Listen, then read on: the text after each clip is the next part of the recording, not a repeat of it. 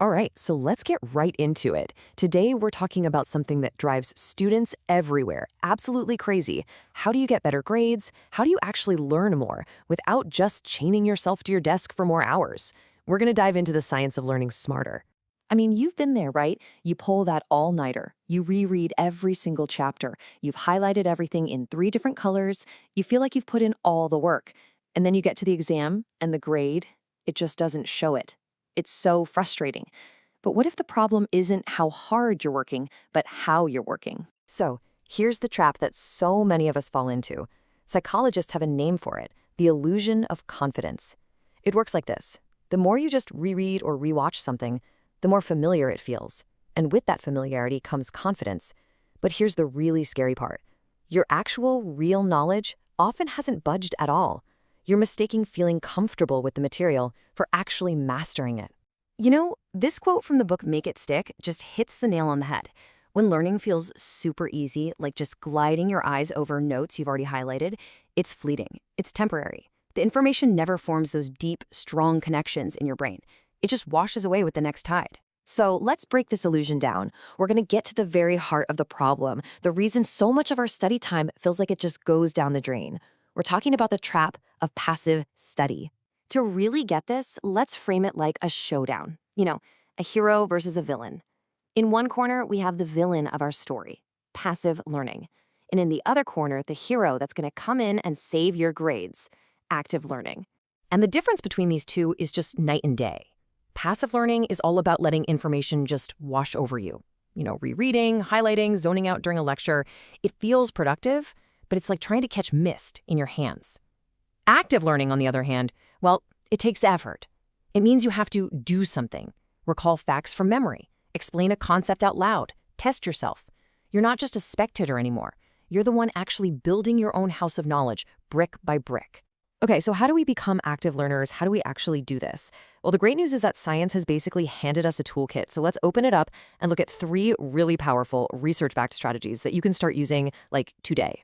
All right, our first strategy is a total game changer. It's called active recall, and it completely flips the whole idea of studying on its head.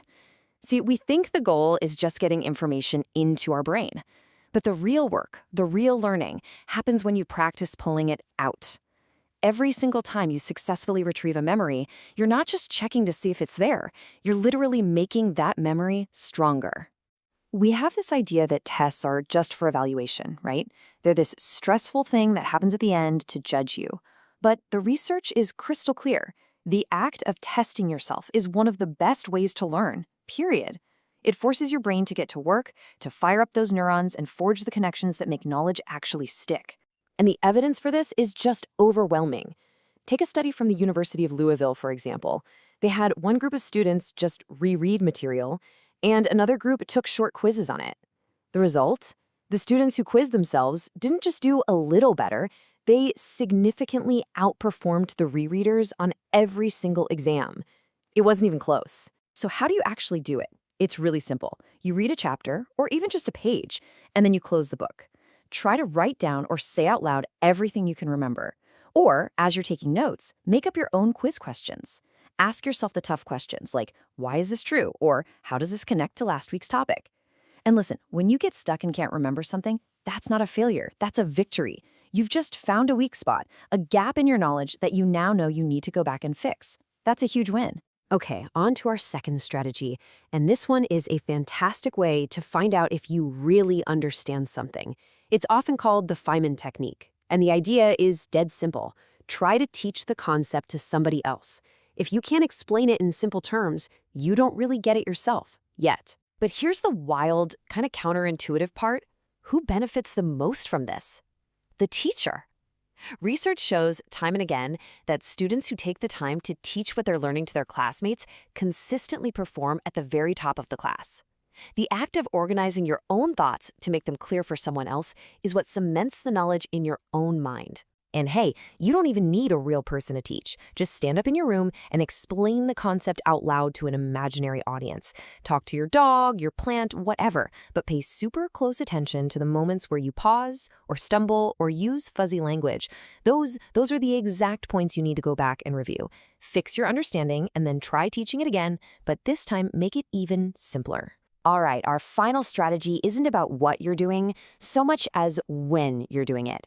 This is the power of distributed practice, and it is the scientifically proven cure for last-minute cramming.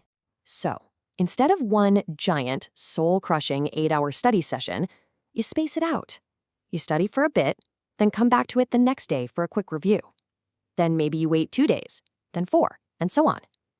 By spreading it out, you force your brain to work just a little bit harder to recall the info each time. And that little bit of struggle, that's what tells your brain, hey, this stuff is important. Don't throw it out.